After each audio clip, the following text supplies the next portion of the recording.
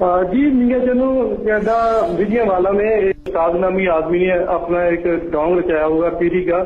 تو خانیوال کی رہائشی خاتون اس کے پاس آئی تو خاتون نے پیر سے اپنی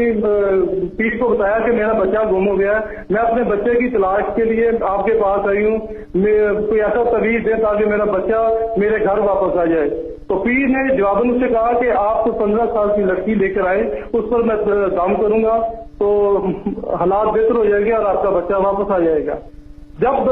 ایک روز گزرنے کے بعد جب وہ خاتون 15 سال کی لڑکی کو لے کر پیر کے پاس دوبارہ اگلے روز آئی تو پیر نے اس 15 سالہ لڑکی کے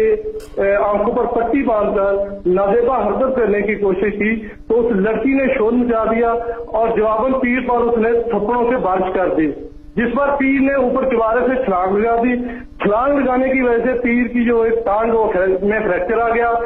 خواتین جو آلریڈی نیچے خواتین بیٹھی ہوئی تھیں، پھر سب نے مل کر پیر کی ایسی درگٹ منائی، اس کی خوب چھتراؤ کی، اور بعد اطلاع ملنے پر تھانہ چمکنا پولیس موقع پر پہنچی، انہوں نے پیر کو اپنی حراست میں لے کر ابتدائی کارروائی شروع کر دی۔